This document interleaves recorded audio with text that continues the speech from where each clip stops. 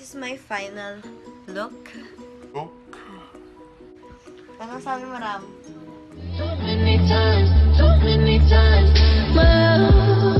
What's up, millennials? So, napanood ko kagabi sa news. Meron daw bagong makeup trend. So, itatry ko siya. Tawag doon, glassy skin or glassy look or fresh look, gano'n. Wala nang, ebas-ebas. Watch me go from this to this. So, without further ado, let's get into this video. Okay, nag-prep na yung skin ko. Nakapaghilamos na ako and all. So, mag-concealer muna ako. Meron pala akong dito. Thank you po sa nagregalo.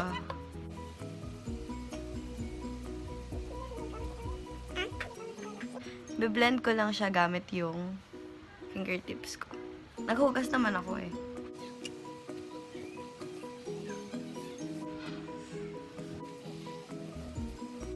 Ram ko ka nga ng powder. Pambata yung sakto lang. Yung pambata. Meron ba dyan? Very good. Meron pa. Thanks. Tapos next, after ko i-blend, tinanggal ko na yung ibang blemishes. Mag-ano na ako. Ay, yung ginamit ko pala, Maybelline Fit Me in the shade Deep Fonse. Basta yun. For my foundation, gagamitin ko is L'Oreal Infallible Pro Matte in the shade 105.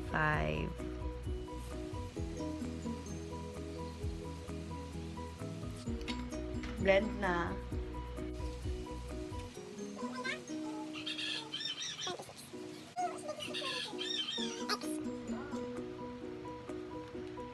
After ko mag-foundation, yan. After nun, magkikilay na po ako. Tapos, ang sinabi pala, ang trend daw ngayon is bushy brows pa rin. So, para ma-achieve yung bushy brows na sinasabi nila, ganito muna ako. Tapos, ang gagamitin kong pangkilay ay eyeshadow. Black eyeshadow. Mas maganda kung yung brush mo basa. Mas kahapit siya.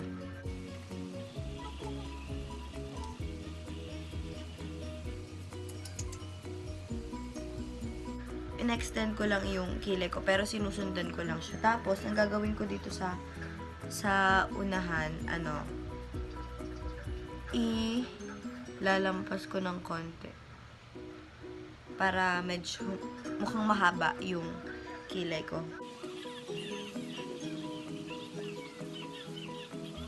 Ganun din yung gagawin ko sa kabila. So, uulitin lang. After nun, lilinisin natin yung edges niya with concealer. Gusto kong itim na itim yung brows ko kasi sobrang itim lang din nung buhok ko para sakto lang siya. So, lagyan natin ng concealer. Tapos, fingertips lang ulit. After ko ng kilay, magko-contour na ako. So, for my contour, may bago na ako. Regalo lang din siya ni ate. Detail Makeover Contour Blush Palette. So, ganito yung itsura niya. Sobrang ganda niya kasi ang dami niyang karga, sis. Oh. Ayan. Contour, dalawang contour, may bronzer, may highlight, tas dalawang blush. So, ang gagamitin ko for contour is ito, yung nasa baba. Hindi pala ito yung gagamitin. Kakaloka. Okay, linisin mo na. From here, lagyan ko lang siya ng outline. Bago ko i-blend mamaya. Kakaloka. Yan, ganyan lang. Tapos, lagyan din natin here. Kakaloka yung mga buhok, ganyan. Para lumiit yung mukha mo, sis. Yan, ganyan ka mag-contour. Tapos, konti sa taas. Ganyan muna, tapos magpupulbo muna ako.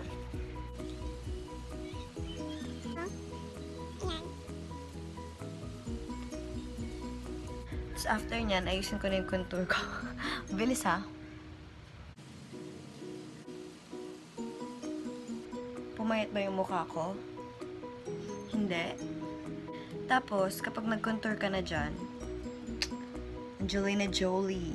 Charot. Huwag mo kalimutan i-contour yung ilong mo. I mean, tanggalin mo muna yung... Tatanggalin mo muna siya gamit ang iyong blending brush. Ang brush na walang kaano-ano sa lamang product. Basta yun lang yung blending brush. Blend mo lang. Tanggalin mo lang yung product. Yan. Ganun lang ang blending brush. Ang gamit ng blending brush. Kukontour ka rin sa ilong mo, sis. Kung katulad kita na hindi masyadong matangos ang ilong. Hindi naman sa ayaw ko, pero gusto ko lang papayatin ng aking ilong para hindi siya mukhang flat. After ko lagyan sa tip, lalagyan ko siya dito sa may bridge. Kasi yun talaga yung flat part ng ilong ko.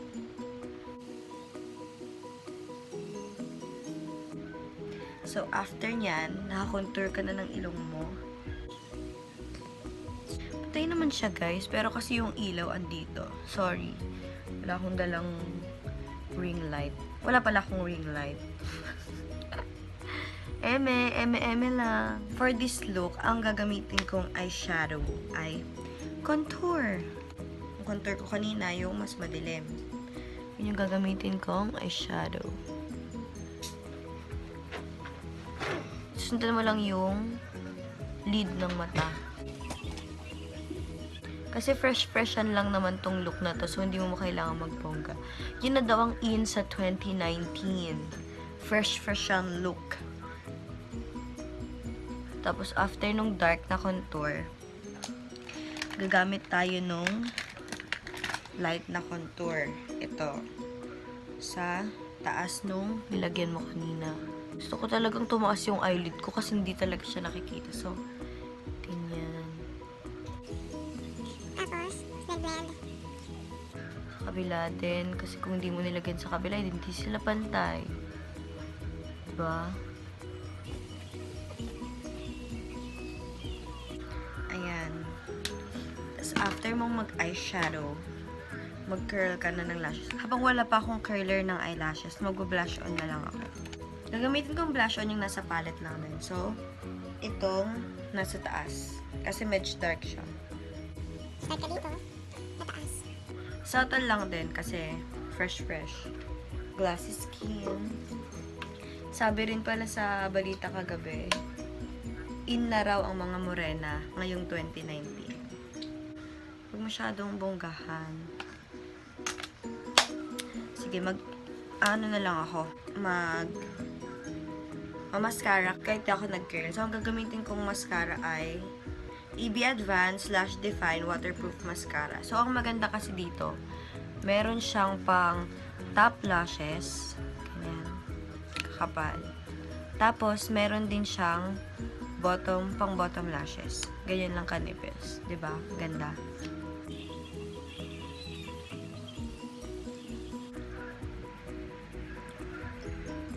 Yan. Medyo humaba na yung lashes ko tignan.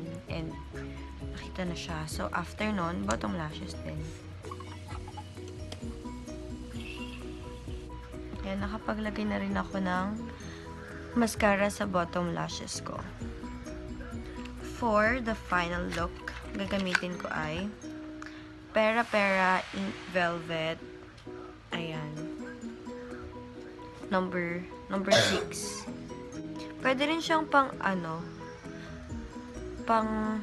cheek tint, pero hindi kasi ako marunong mag-ganon eh. So, gagamitin ko siya sa lips. Lagyan ko muna sa baba, tapos italagay ko sa taas. Para tipid.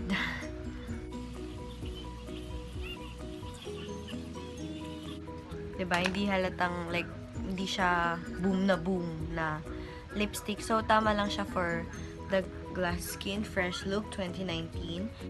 Konting highlight lang din. So, ang gagamitin ko ay BYS Highlighter Trio. Parang rose gold sa dulo. Hindi lang. Huwag ma-carried away. Sa kabila din, konti lang. And then, sa gitna, sa ilong, konti lang din. And for the finishing look, maglalagay tayo ng brow mascara sa ating brow para magmukha siyang mas bushy. Kasi yun pa rin daw ang in, bushy brows. Yan, pataasin natin. Pataasin natin yung brow gel pala to. Di brow mascara. From Nichido din. Dapat nakataas lahat. And this is my final look. Fresh look, glass skin. Morenang morena. In na ang pagiging fresh-freshan lang. Hindi na yung papakaksis. Tapos, in na rin ang mga morena. Thank you guys for watching. I hope you enjoy. And comment down below kung itatry nyo tong look na to. And like, don't forget to like guys. And kung di pa kayo nakaka-subscribe, mag-subscribe na kayo. I hope to see you on the next. Bye!